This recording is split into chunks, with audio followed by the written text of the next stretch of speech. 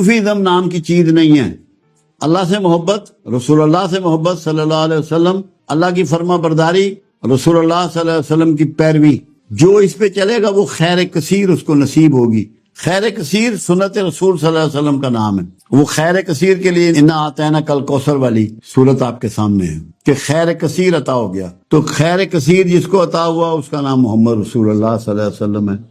آپ اگر اس خیر کثیر میں حصہ پانا چاہتے ہیں تو طریقہ رسول کو پکڑ لیں زندگی میں، اور اپنی زندگی کو رسول اللہ کی پیروی میں اوڑھنا بچھونا بنا لیں. آپ کو خیر کثیر نصیب ہو جائے گا. اور یہی صوفیزم ہے، یہ خیر کثیر ہی صوفیزم، دکھ بانٹنا ہی صوفیزم، دین کی سمجھ دینا ہی صوفیزم ہے. اور خیر کثیر بغیر قربانی کے نہیں ہو سکتا. جب آپ دوسروں کے لیے قربانی کرنا سیکھ جائیں گے، سیکریفائز کرنا سیکھ جائیں گے، تو خیر کثیر آپ کو میسر آ جائے گا. تو نا حوض کوثر کی بات کی جاتی ہے. حوض کوثر پہ آقا نے پانی پینا ہے یا پلانا ہے؟ پلانا ہے. وہ بھی خیر کثیر ہے. پیاس تو سب کی بجھانی ہے. جب آپ آرزو مند ہو جائیں گے نا کہ کل دی خیر سے کل دا پلا، تو خیر کثیر نصیب ہو جائے گا. کلاسیفیکیشن نہیں کریں گے ضرورتوں میں لوگوں کی، محبت کو تقسیم نہیں کریں گے، اللہ کی ہر مخلوق سے مساوی پیار کریں گے، اللہ کے ہر بندے کی عزت کریں گے، احترام کریں گے، اس کو محبت دیں گے، تو خیر کثیر نصیب ہو جائے گا. پھر آپ سے بڑا کوئی صوفی نہیں. صوفی کھانے والا نہیں ہے، کھلانے والا ہے. لینے والا نہیں ہے، بانٹنے والا ہے. بدلہ لینے والا نہیں ہے، معاف کرنے والا ہے. یہ سب خیر کثیر ہے. میں اللہ کا قرب چاہتا ہوں، یہ کیسے ممکن ہو سکتا ہے؟ اللہ سب سے زیادہ کس سے محبت کرتا ہے؟ اپنی مخلوق سے. تو اللہ کی مخلوق کی محبت شروع کر دے، اللہ کے سب سے قریب تو ہی ہوگا.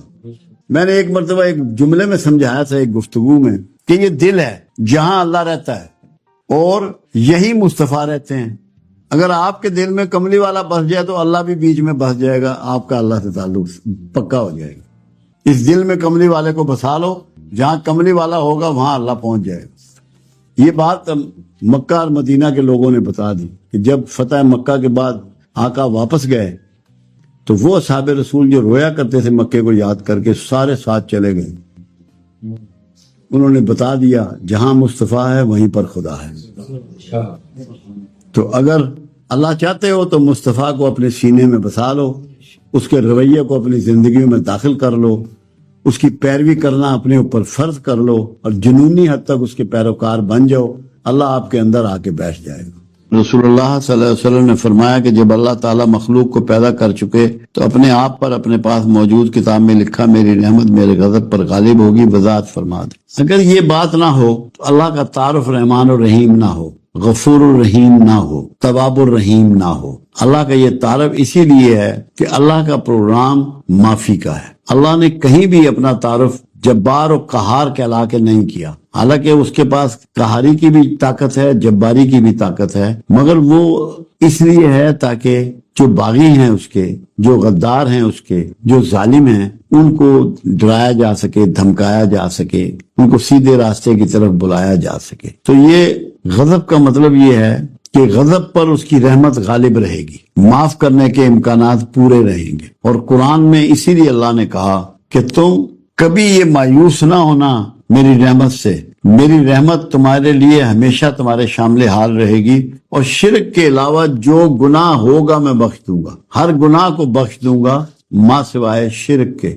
شرک بھی جو لوگ کرتے تھے جب ایمان لے آئے تو عظیم ہو گئے، بخشے تو وہ بھی گئے. یہاں شرک سے مراد وہ ہے کہ جو مرا ہی شرک پر، اس نے ہدایت حاصل نہیں کی، ایمان نہیں لایا، دین کو قبول نہیں کیا. تو ایسے تمام لوگوں کے لیے اللہ نے اپنی رحمت کو وسیع کر کے بتایا تاکہ تم جو گناہ کر بیٹھتے ہو، اپنی جانوں پہ ظلم کر بیٹھتے ہو، مایوس نہ ہو جانا کہ ہماری بخشش نہیں ہوگی یا اللہ ہمیں معاف نہیں کرے گا. یہ آپ کو یقین دلایا ہے. کیوں؟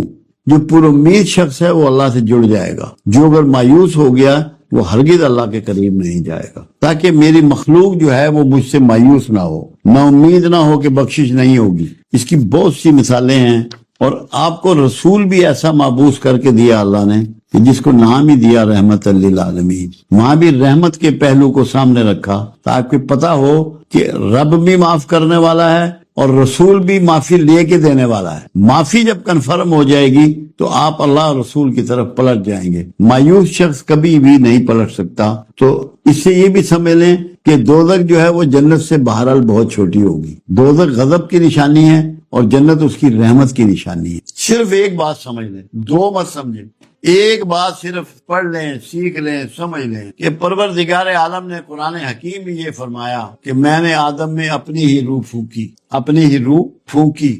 جب آپ کو یہ پتہ لگ جائے کہ جس کو میں برا کہہ رہا ہوں، جس پہ معترض ہو رہا ہوں، روح تو اس کے اندر اللہ ہی کی ہے، کیا میرے لیے یہ جائز ہے دوسرے پہ نقص نکالنا، دوسرے کی خامیاں تلاش کرنا، منفی پروپیگنڈا کرنا، معترض ہونا؟ احترام آدمیت پہلا مذہب ہے۔ احترام آدمیت کو قائم رکھیں اور کسی پر معترض مت ہوں، کیونکہ اللہ کے سسٹم کے اندر ہی وہ بندہ چل رہا ہے دنیا میں۔ تو ہر ایک روح جو ہے قابل احترام ہے، اس کا مذہب کچھ بھی ہو، اس کا مسلک کچھ بھی ہو، احترام نہیں چھوڑ۔ اگر آپ نے دعوت دینی ہے وہ بھی احترام کے ساتھ دینی ہے، عزت سے دینی ہے۔ تو اس لیے ضروری ہے کہ آپ کے ذہن میں یہ ہو کہ ہر بندہ میرے لیے قابل احترام۔ رسول اللہ صلی اللہ علیہ وسلم کا ایک فرمان مبارک ہے، کچھ ایسے بدبخت لوگ ہیں جو اپنے والدین کو گالیاں یا رسول اللہ صلی اللہ علیہ وسلم ایسا کون ہو سکتا ہے؟ فرمایا جو دوسرے کو والدین کو گالیاں یا برا بھلا کہتے ہیں، اس کے بدلے میں ان کے والدین کو برا بھلا کہا جاتا ہے یا گالی۔ تو اگر تم ایسا نہ کرو گے تو تمہارے بڑوں کو کوئی برا نہ کہے۔ تو آپ یہ احترام کریں، آپ یہ سمجھ لیں کہ یہ جو گیند آپ ماریں گے وہ آپ کے طرف پلٹ کے آئے گا۔ کسی پہ نہ معترض ہوں، نہ کسی کی نیگیٹو بات کریں، نہ کسی کے کردار کی کوئی خامیاں بیان کریں، نہ کسی کی عیب جوئی کریں۔ اللہ سے بڑا کوئی عیب چھپانے والا ہے اللہ کو نہیں معلوم؟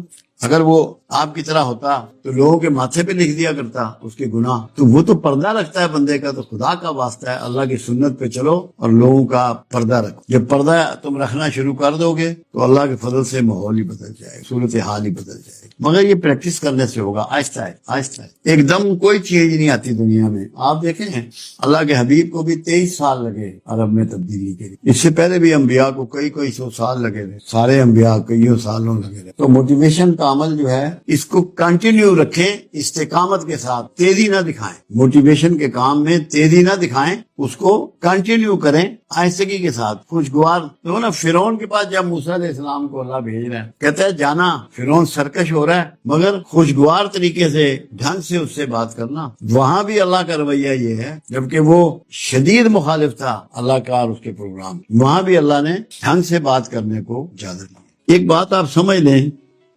کہ قرآن حکیم میں اللہ نے بہت سی چیزوں کی قسمیں کھائی ہیں، جس میں چاند ستاروں کی بھی ہیں، انجیر کی بھی ہے، زیتون کی بھی ہے، طور سینا کی بھی ہے، بلد الامین کی بھی ہے، جان مصطفیٰ کی بھی ہے۔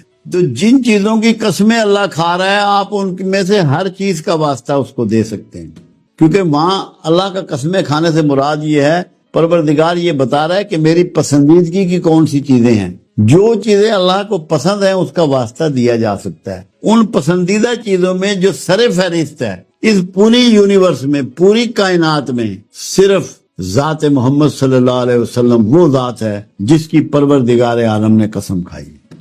اس کا مطلب ہے سب سے بڑا واسطہ جو اللہ کو ہے وہ رسول اللہ کی ذات گرامی کا ہے، اور یا پھر جس سے رسول اللہ کو بے پناہ محبت ہو، بے پناہ اٹیچمنٹ ہو، جو ہستی اللہ اور رسول دونوں کی پسندیدگی کی ہو، پھر اس کا واسطہ ہے وہ فاطمہ الزہرا رضی اللہ تعالیٰ۔ یہ واسطہ ہے، اللہ کو ان چیزوں کا واسطہ دیا جائے جن چیزوں کی اللہ نے قسمیں کھائی ہیں، اپنی محبت کا اللہ نے، اپنی چاہت کا جن سے اظہار کیا ہے۔ تو اللہ کو جو سب سے زیادہ محبوب ہیں وہ رسول اللہ صلی اللہ علیہ وسلم ہے، جن کو اللہ نے اپنا حبیب ہی کہہ کے پکارا ہے۔ تو یہی سب سے بڑا کائنات میں واسطہ ہے۔ ویسے آپ اللہ کو اس کی جلال کی، اس کی بزرگوں کی، اس کے علم کی، اس کی غفور الرحیمی کی ہر چیز کا واسطہ دے سکتے ہیں۔ حلیہ میں صرف دو چیزیں آتی ہیں، آپ کے چہرے اور سر کے بالوں کی تراش خراش اور آپ کا لباس، جبکہ رویے میں آپ کے عقائد آتے ہیں، آپ کی عبادات آتی ہیں، آپ کے معاملات آتے ہیں، آپ کے معمولات آتے ہیں، اور رویہ وہ چیز ہے جس کا معاملہ آپ سے اللہ پوچھے گا، جس کو فرشتے ریکارڈ کر رہے ہیں، جو منکر نکیر ہیں، وہ آپ کا رویہ، اس میں آپ کا منہ سے بولنا، آنکھوں سے دیکھنا، کانوں سے سننا، ناک سے سونگھنا، ہاتھوں سے پکڑنا، پیروں سے چلنا، احساسات، نیات سب رویے میں آتی ہے۔ اور رسول اللہ صلی اللہ علیہ وسلم نے جب دعوت دین شروع کی تو لوگوں کو بتایا کہ تم نے میرا رویہ نہیں دیکھا، میں نے ایک عمر تم میں گزاری ہے۔ اللہ کے رسول نے لباس کی بات نہیں کی۔ لباس بھی بڑا اہمیت کا حامل ہے، مگر آپ کی عاقبت کا جو تعلق ہے، جو آپ کی جنت کا یا دوزخ کا جو تعلق ہے، اللہ کی پسندیدگی اور ناپسندیدگی کا جو تعلق ہے، وہ حلیے سے نہیں ہے، وہ رویے سے ہے۔ حلیہ تو قبر تک کا ساتھی ہے میرے نزدیک، اور رویہ قیامت تک کا ساتھی ہے۔ یہ بات آپ نے ذہن نشین کرنی ہے۔ تو حلیہ بھی ضرور بنائیں اس کے مطابق جو رسول اللہ صلی اللہ علیہ وسلم کا فیشن تھا، جو آپ کا طریقہ تھا، اصحاب رسول کا طریقہ تھا، اولیاء اعظام کا طریقہ تھا، مگر زور آپ کا جو ہے وہ رویے پہ ہونا چاہیے، جس سے آپ کملی والے کے گروہ میں شامل ہوں گے اور اللہ کے پسندیدہ لوگوں میں آپ کا شمار ہوگا۔ وہ آپ کا رویہ ہے، رویہ آپ کی نجات ہے۔